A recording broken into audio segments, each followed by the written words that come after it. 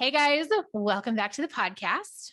With his wife, Kaylee, Justin Skaggs, so I have here today, is the co-owner of On the Border Lifestyle Club, which has a very active social media presence and holds monthly events that cater to seasoned swingers, as well as those brand new to the lifestyle.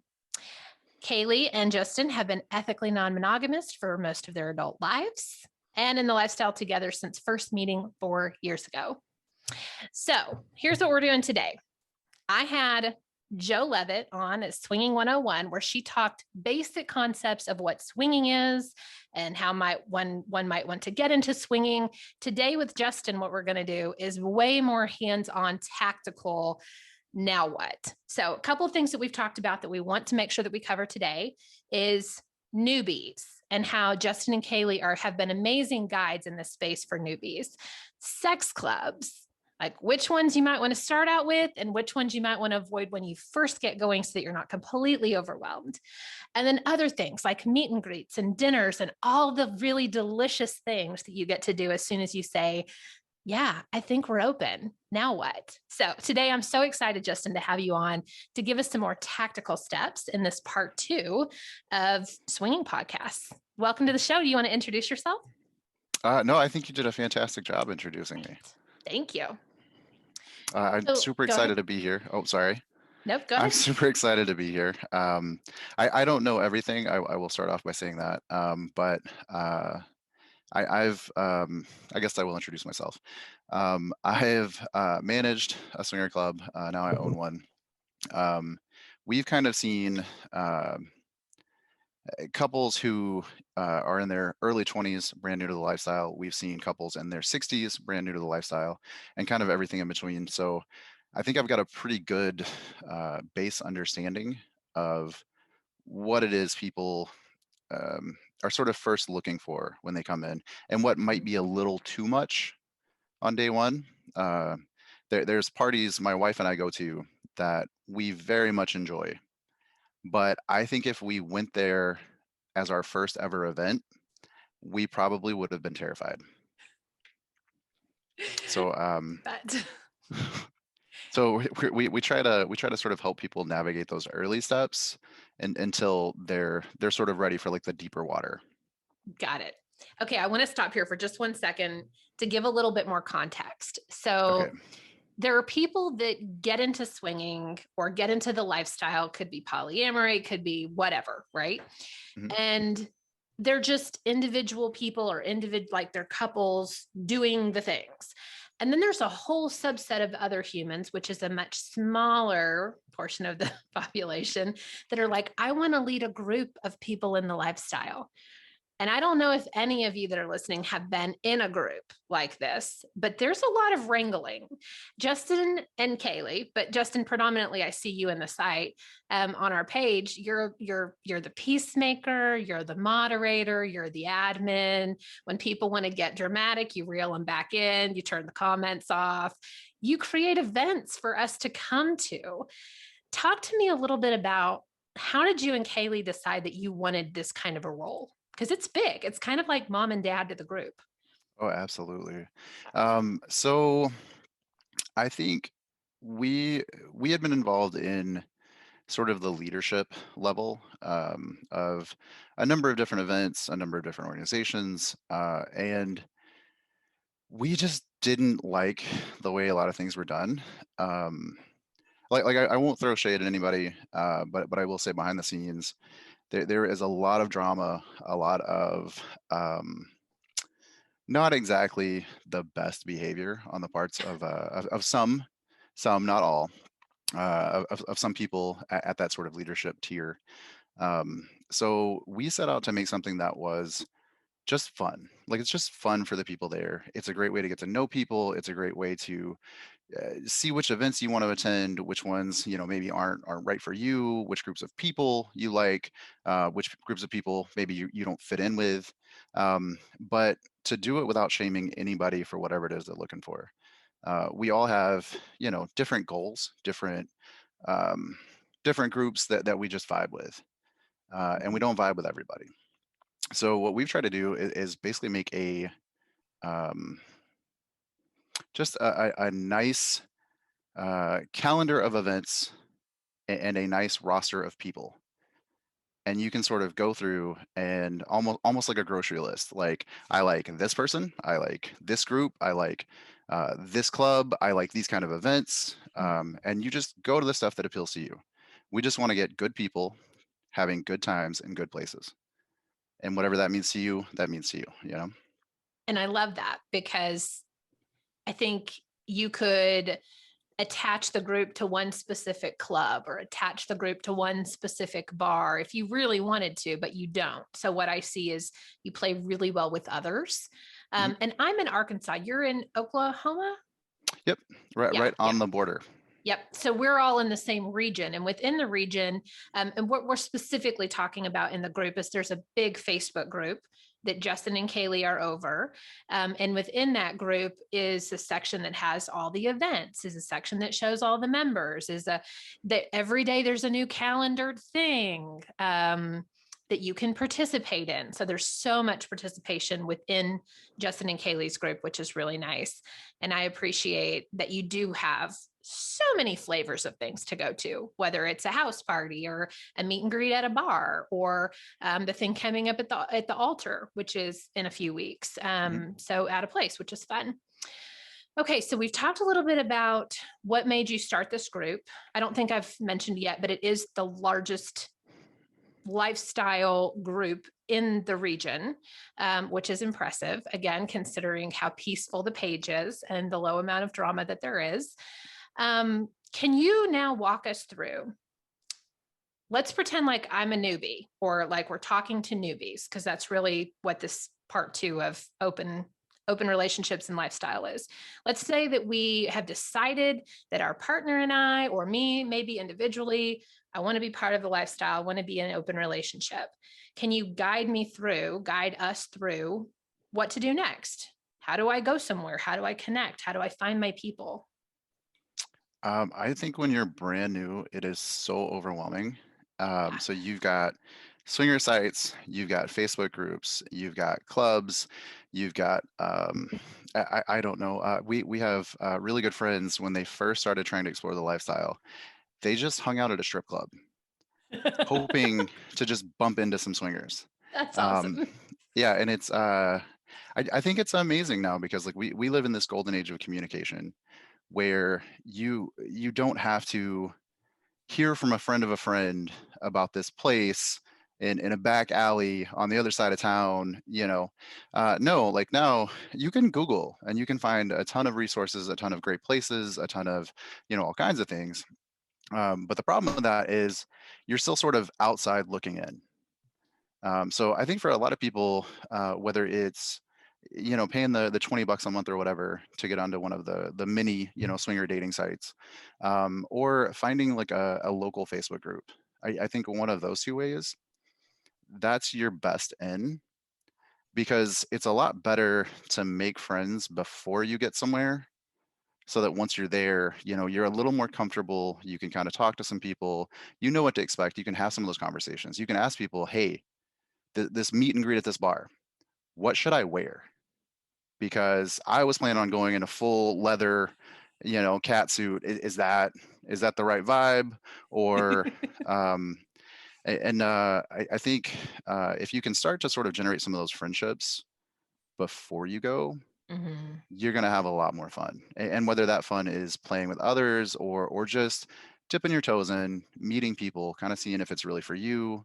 Wherever you're at, whatever your comfort level is, it's always going to be better with friends. Mm. And so that's, I think if you're in almost any area, like we're in Oklahoma, you're in Arkansas. Mhm. I think most people would consider this to be maybe not the most populated of states, Yeah.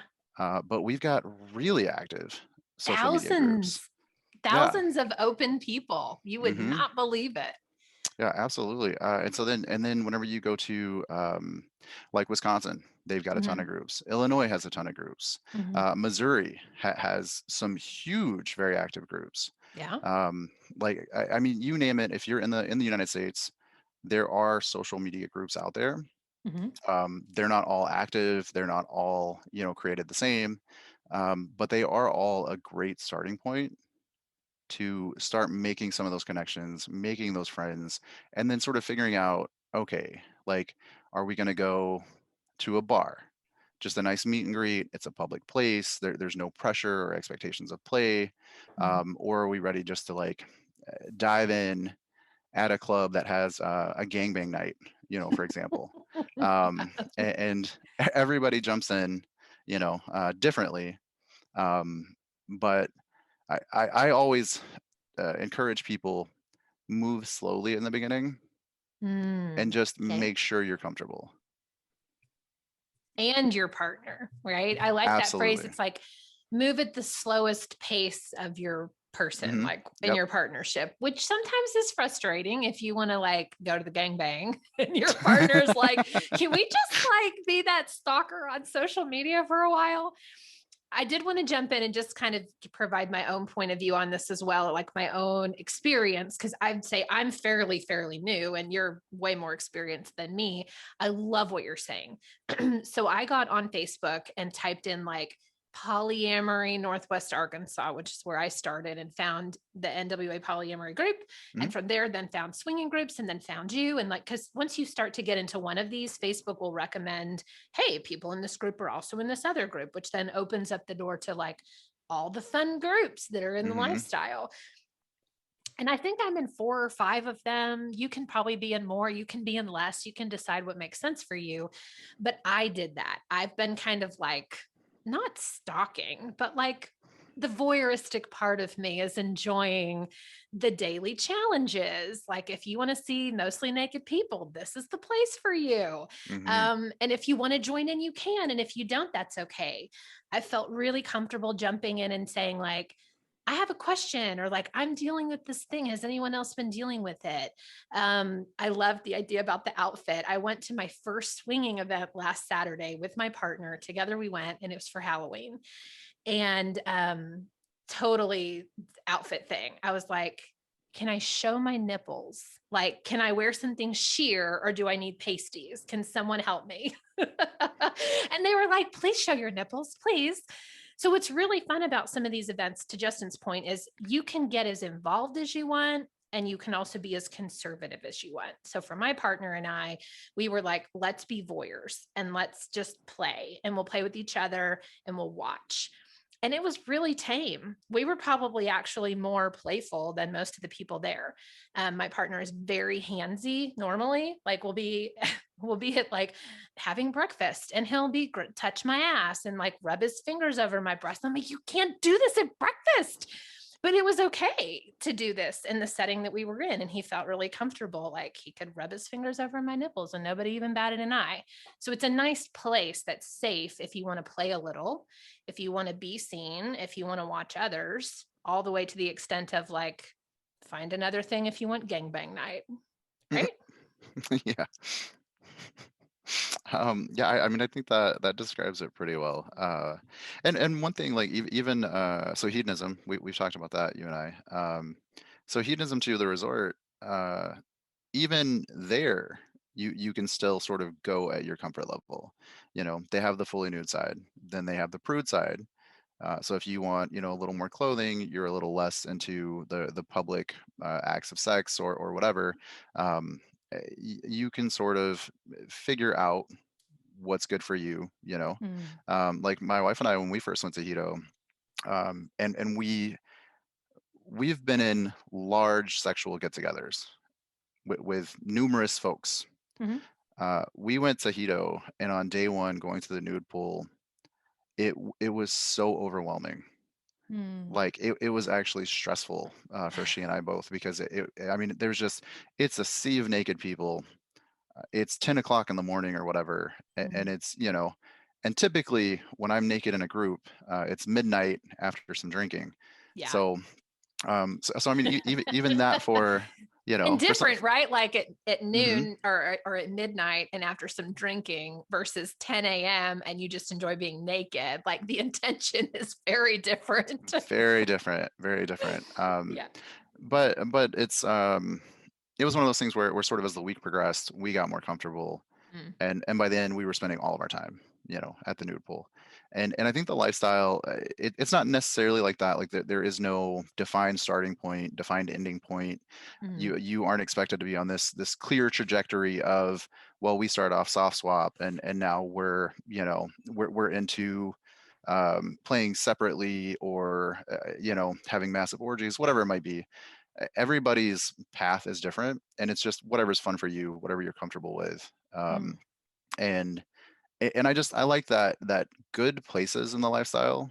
That's how I would define a good place. A good club is a club that understands the differences and the different comfort levels. So even those clubs that have the gangbang night, a lot of those clubs will still have like a meet and greet night, mm, a bar focused night where you go and you drink and you socialize, and it's less about play. It's more about just meeting people, getting comfortable, that sort of thing. So I think a lot of everybody in the lifestyle started where everybody else starts. We all start mm. brand new. We all start terrified. We all start overwhelmed. Um, and so I think it's with that understanding, most groups, most places, most people are pretty welcoming, and they're pretty, they're not pushy, and they're not going to encourage you to go past whatever your boundaries are. Mm, And so that's kind of like whenever we look for places we recommend to brand new folks, we look for maybe not even necessarily the place, but the event. Like so Sin, for example, Sin has gangbang night. Sin also has the bar takeover nights, mhm, and those nights, yes, people do play. It does get pretty wild sometimes, but those bar takeover nights, if you want to just sit on the bar side, just topless for the ladies, and that's as far as you go. The rest of it's just socializing. mhm, That's totally fine. Nobody's going to bat an eye. Nobody's going to think you're a prude. Nobody's going to think you're weird for not playing. It's your comfort level, what works for you, what events work for you, what places work for you, situationally depending on the event. um, and I think most groups, ours included, um, we're just here to sort of help new folks ease into things, you mhm, know. And some couples, they decide they're doing this. 2 weeks later, they're full swap. They're having the time of their lives. mhm, Some couples, they decide they're doing this. 2 years later, they might occasionally send somebody a nude picture. We're all different. We all move at different speeds, and there's no shame in that. I think if you come into the lifestyle with a partner, I think that partner should be your focus. Their comfort, like as you said, the move at mhm. the slowest one's pace. Like I kind of think that's how you should do things. So I Okay, feel like I I got want a to little off topic no, there. that's perfect because I'm going to ask some questions about that. Well, first, I want to make a statement, and that is I have been so overwhelmingly grateful to find that everyone in the lifestyle that I've met, like in this group of humans, meeting you where you're at, communication and consent are the three biggest things that I have. That does not happen out in the world. Like Mm-mm. people fall into my DMs all the time and ask ridiculous things, or like they don't get permission to get my DMs. And I mean outside the lifestyle, like on my Instagram pages or on my Facebook pages. But within these groups, the conscious consideration that I see where nobody lands in your DMs. Well, I'm sure some people do, but the majority of people are very, very good about even within the threads going like, I would love to DM you. Is that okay? And they always get permission first. And that feels so good to the nervous system, right? Because you can ignore them. That means no. You could say, no, not today. I'm not interested or whatever. Um, and the meeting you where you're at, I think within myself I find a lot of pressure to myself to be further, or I want to go further, like I want to be further than I'm at. And I've heard from lots of people in the lifestyle that have given me permission to be where I'm at. It's okay. It's okay to tell me that you need to slow down. It's okay to wait for your partner. Like, I'm here, I'll be here, see you in a few weeks or whatever. And that feels really good. Like as a human to be honored in that way is really special. So if anyone's listening and you're really nervous about those pieces, like, are people going to respect me? Are they going to respect my no? Are they going to respect, my DMs? Are they going to call me out on my regular Facebook page that I'm a swinger? Like, that doesn't happen. There's this kind of what happens in Vegas stays in Vegas within this community. And it's, when I see you at a party, I'm down. Maybe we do things, but at Walmart, I'm going to ignore you. Unless you approach me, I'm going to ignore you, which is nice. So I appreciate that. Did you want to say anything about that? Uh, I think you hit it pretty well. It's so ethical non-monogamy, which is sort of like the umbrella term for what the lifestyle falls into. Um, the ethical is every bit as important as the non-monogamy. So when you're ethically non-monogamous, it means you're not lying to your partner. You're not having conversations behind their back. You're not playing without your partner's consent or permission. You're also not taking advantage of people. So single women in the lifestyle, a lot of them love the lifestyle because they come into it and they're able to have real conversations up front about expectations, boundaries, like what exactly they're looking for, what the couple might be looking for, or the individual they're playing with. And it's always about respect. Like, my wife and I, we play this way. Does that work for you? Does that work for your partner? Oh, okay, awesome. Oh, it doesn't? Oh, well, we can still be friends. Like it's that simple. It's not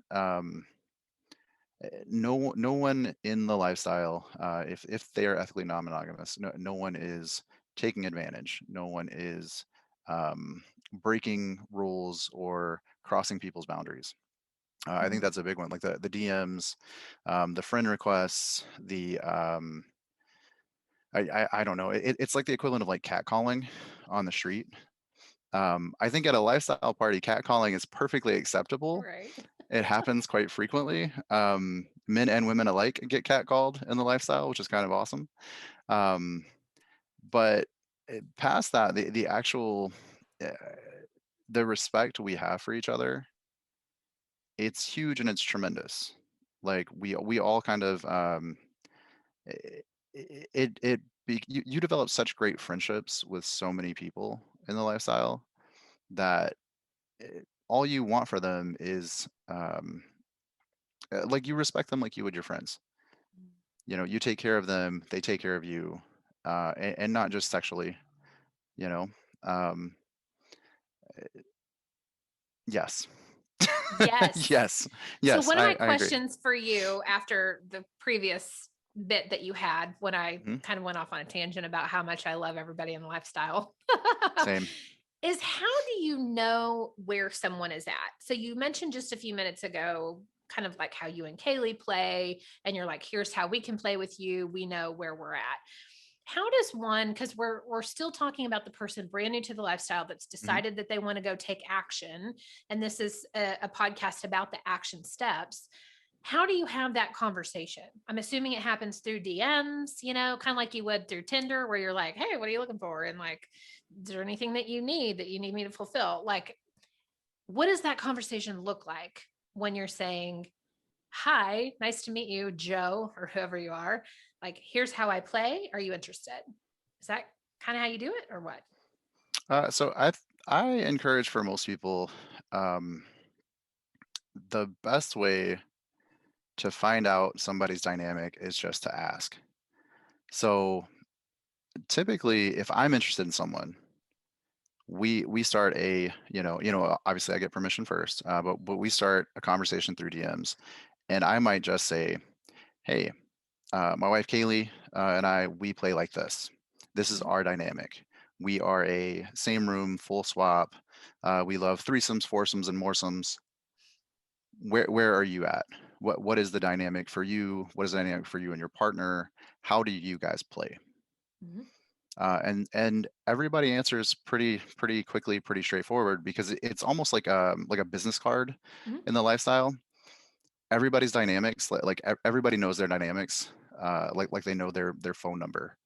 Honestly, with digital, with cell phones, we probably know our dynamics better than Mhm. our phone numbers. Um, And That's true. any, yeah, anybody you meet in the lifestyle is going to be able to tell you, they're going to be able to give you the elevator pitch Okay. of how they play. And when you're brand new, I think that was actually, that's a really good question, because when we were brand new, we didn't even know about dynamics. Like we didn't know that was a thing that people Mhm. just, hey, what's your dynamic? You know, oh, I'm demisexual poly, like people will just, they'll go like Mhm. instantly. And when you're brand new, it's like, one, what do all those terms mean? Two, I didn't realize I could just ask. Mhm.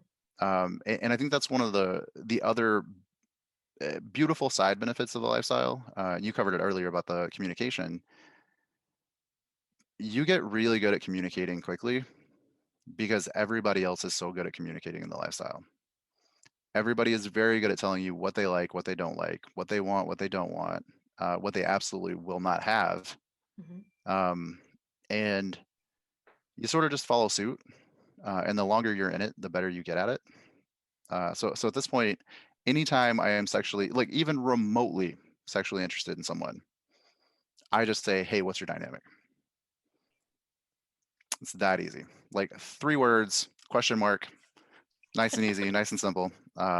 So I think if you're brand new, that's a good question to ask. The only downside to that question, if you're brand new, is you're definitely going to give someone the impression that you're interested. And if Mm. you're just dipping your toes in, you might want to slow your roll on asking everybody you come across, because you're What's your gonna you're gonna have a lot of dynamic? people, yeah, you're gonna Yeah. have a lot of people like crushing on you, and maybe it's not, but both ways.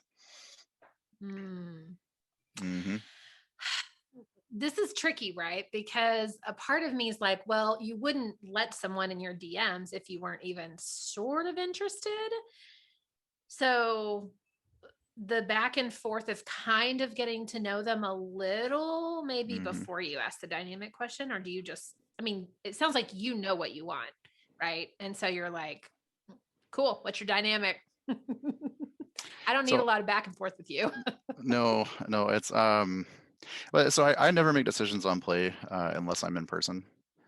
Because there are a lot of people you can click with really well. You can enjoy their Yeah. sense of humor. You can love talking to them. You can enjoy them as much as you would someone you've known for 20 years. But in person, that physical connection might not be there. Okay. So um, I tend to try to do a little research ahead of time. Uh, Yeah. my, my wife and I What think does we research look like? so we will talk to folks. We will possibly exchange some photography Oh, that we've taken of ourselves. Um, we find out about dynamics, and if they happen to be going to something, typically, oh, it's going to sound so bad. My wife and I, we like to, in the car driving to something, we kind of do, all right, what's your list? Okay, cool. Here's my list. All right, what's the overlap? Okay, cool. Like, and so if it's people about we that haven't met person, before, you're well, if like, it's, I like, go ahead. so typically it's persons, it's So it's you're going to an people. event and she's Mhm. like, I'm really digging these five. And you're like, Yep, oh, well, I really dig these five. And then like yep, three of them connect in your Venn diagram. yep, absolutely. And then Okay. from that, we kind of all the previous research we've done was really just to develop sort of an interest level. Okay. So we decide we're interested in these people, then we meet them in person, and then it's really more about the actual chemistry. Okay. Like, do we click with these people? So we've kind of already figured out they're an option, but are they the right option for us? So at that point, so now that we're actually there, we're laughing. Maybe we're laughing a little too loud. We're flirting. We're feeling good about stuff. My wife and I, we check in constantly throughout the night. Oh, yeah. What does that We look like? talk all the time. So sometimes it's just a simple, "Hey babe, how you doing?"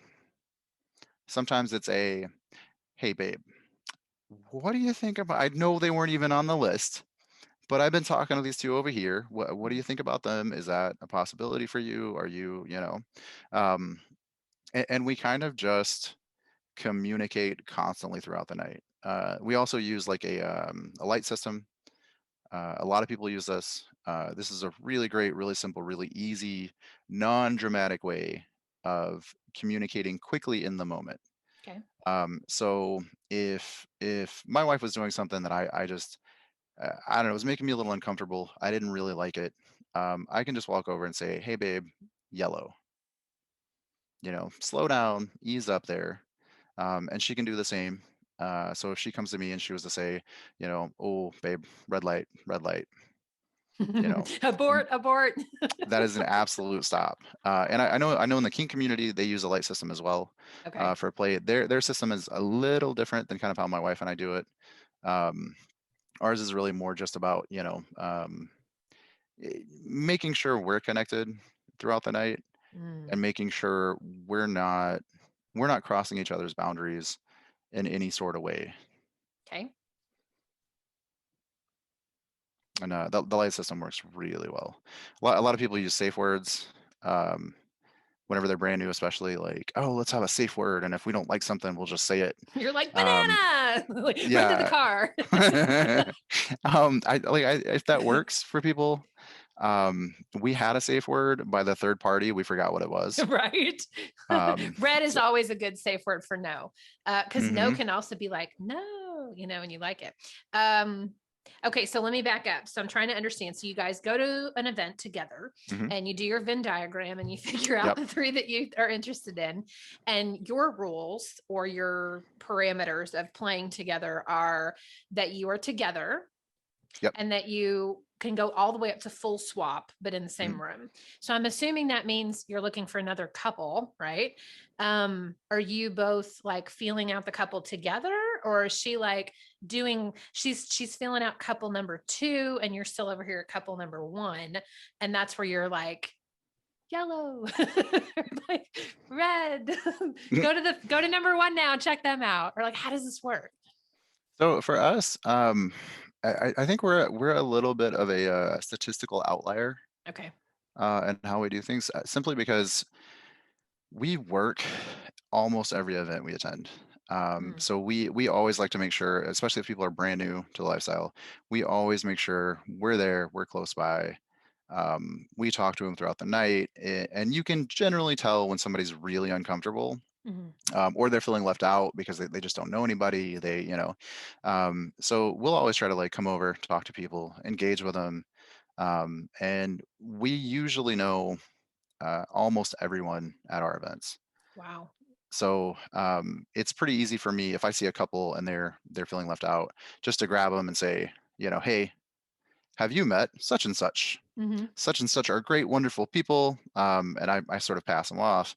And most of the such and suches, so OTB actually has ambassadors, we call them. Oh. So we actually have people who come to our events, and that's their job. So Mm, they come, they have fun, they have a great time. But anytime someone is sort of feeling left out, I can go to the ambassadors and just say, hey, can you go check on these people? mm. So because Nice. it's nobody likes to feel left out, No. and we're really big on that. So, but while we're doing all that, we do try to check in with our options. We do try to like, hey, hi, sorry, I'm running around like a lunatic, but I did want to say you look great tonight, and oh, what's that perfume? You smell so nice.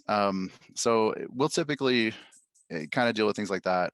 Usually around midnight, our hosting duties are kind of coming to Mm, an end, and at that point, that's really more where we're sort of looking for, we start making plans, I guess, at that mhm, point.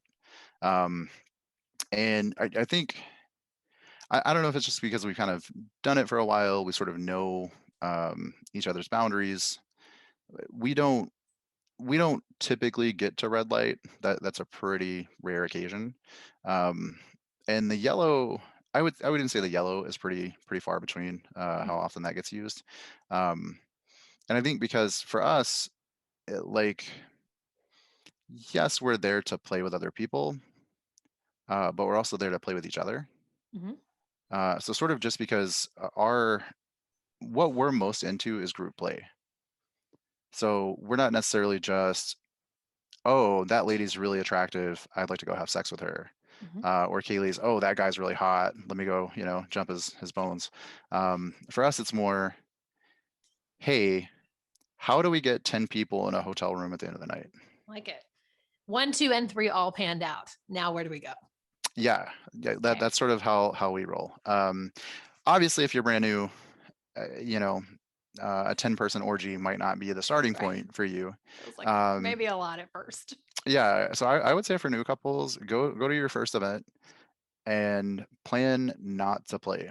Um, and really for anybody, seasoned swinger, polyamorous folks, like whatever, anytime you're going to an event, like you should be prepared to play, Mhm. but I don't ever think you should really have a full plan Mm. because stuff happens. Maybe Mhm. you're going to go hang out specifically with this other couple and they had some bad Chinese food and they're not going to make it, and you don't find out until 5 minutes before the event starts. Yeah. Um, like if you plan to play, you're going to get let down lots of times. I think it's best just to go in and expect the only expectation should be to have a fun night. Mhm. And I think if you go in like that, if you communicate constantly with your partner, check in with your partner, figure out whatever sort of rule set works for you guys to make sure you're on the same page. You're not, inadvertently making each other uncomfortable. I think you're going to have a fun night. It's hard to have a bad night when you're in a place where every lady is topless. Right. You're drinking and laughing with friends. Like, I mean, people pay money to go to strip clubs. We get that stuff as a side bonus. Mhm. So, Love it. Okay, I'd like to take you on another little journey. And this okay. one is okay, so we're new, we're ready to choose an event. Can you help bucket the events into maybe 3 different types? One being on a scale of 1 to 10, with 1 being most tame and Mhm. 10 being orgy with 10 people or 100 people. Um, maybe what are the 3 buckets? A 1, a 5, and a 10. And then as you move along in the lifestyle and you progress, maybe even the types that you should go to. Does that make sense? Yeah, Okay, absolutely. give it to us. Okay, so I would say starting on the more tame side, bucket number one, I would definitely put your meet and greets. So Okay. these are typically held in public places, usually bars. For some folks, these might not be an option because they're usually public bars. They usually aren't closed to the public. Mhm. So if it's in your town and you have a job where you're a realtor and your face is on billboards, you might not want to go hang out with a crowd of people who are making out with each other by the end of the night. And be aware of your surroundings, I guess. But if it's 2 towns over and you don't really know anybody there, it might be a good time. It might be a good place for you to go. Some clubs, some groups will do private bar takeovers, so they will completely rent a bar out. Um, I would be very careful to make sure on that point, if privacy is a concern for you. Okay. Um, moving on, I would say actually I'll go to the most extreme. So the most extreme would be either a club that is holding a gangbang night, um, because that is really, if you're strictly into watching, then that might be something you can do pretty soon on your lifestyle journey. However, if you're planning to participate, I think that might be a little much when you're brand new. Okay. Um, I would put lifestyle resorts probably there as well. That might be something you're gonna want to have some experience before you commit to a 7-day trip somewhere. Out of the Um, country with naked. yeah, it's that might be quite a bit. And then I would say this isn't something that I personally even go to, but some people do organize like a hotel room party, which is pretty much where people are just going to a hotel room to engage in sex and then to leave. Okay. Like that's usually it. I would say that's probably the most extreme. Um, there's also maybe some kink stuff. There are dungeons and things like that. I'm not even remotely qualified to speak on that part of things, but I will say some dungeon events might be too much. Okay. for people brand new. Okay. And We'll put then that in the number 10 bucket. yeah, it's a little much. Like it's a lot of the kink stuff. Like my wife and I have kind of just started learning about. Um, it's absolutely fascinating. Uh, I really dig so many aspects of it, but I don't know if it would ever be something that would be for me. You know, I'm actually pretty vanilla. It turns out. I was shocked by that news. But in the middle, bucket number two, I would say that's your smaller local kind of clubs. Okay. So the clubs that aren't necessarily they're not big national name brands. Um, they're not clubs that have 200 plus people at every event. You want a club that has, 50 to 80 people, maybe 100, somewhere in that sort of area, because the crowd isn't overwhelming. There's not so much going on that you're getting like the sensory overload, because when you're coming into it to a swinger club for the first time, you're dealing with loud music, you're dealing with crazy lighting, you're dealing with naked people all over the place. Everybody's laughing and having a good time. And if you're brand new and you don't know anybody, it is just it's a quick way for your brain just to shut down. It is so overwhelming. Um, we've gone to big clubs and other places where nobody knows us, Mhm. and being experienced, like having been in the management of a lifestyle club, Mhm. knowing the behind the scenes and all that, it's still overwhelming. So when you're brand new, start with a smaller club. Start with it might not be the one everybody drives 6 hours on the weekend to go to. Mhm. But your local club, it's going to be a slightly tamer, slightly easier, sort of situation. And it might even be something where you can have more conversations instead of like the music being loud, the people talking being loud.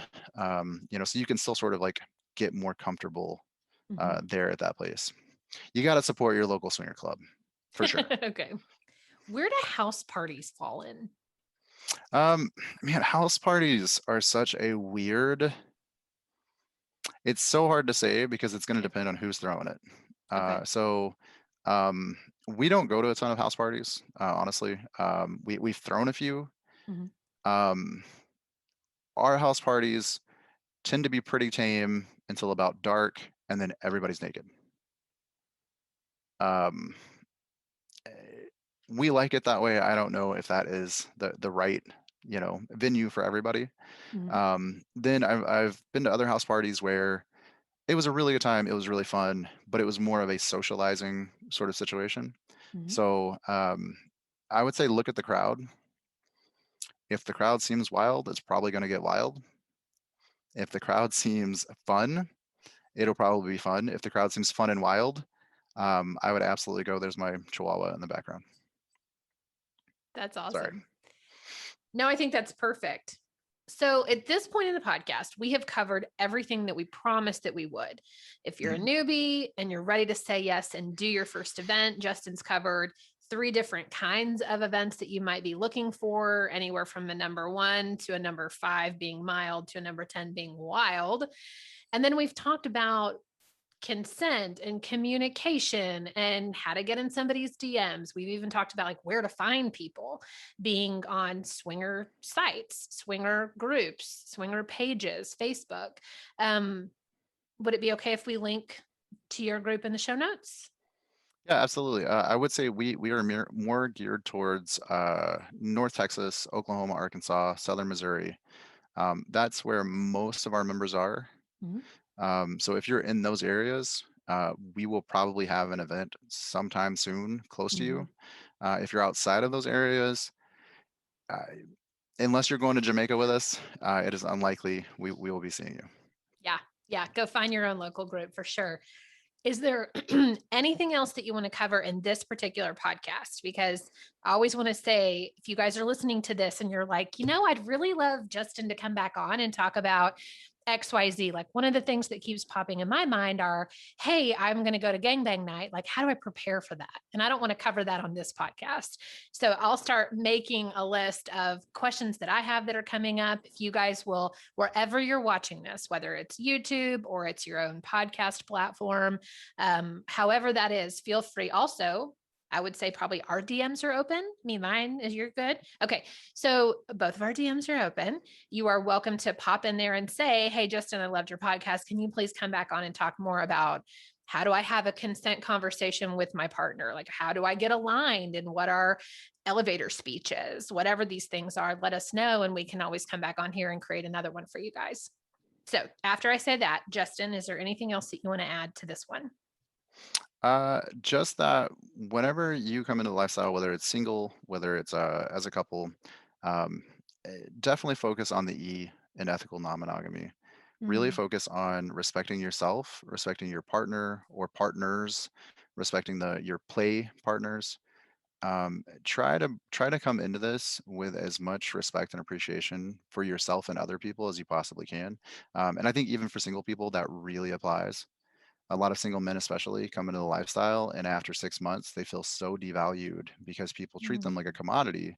And I always tell people, like, no, you are a whole ass person with hopes, dreams, and aspirations. You should be treated like such. Like, don't let people walk all over you just because you think you're there just to satisfy some sexual urge for them. Like, no, you're more than that.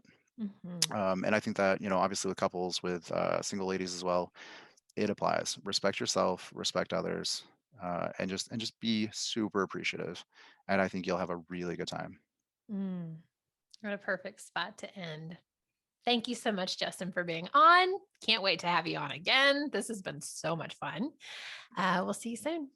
Yep. Thanks for having me.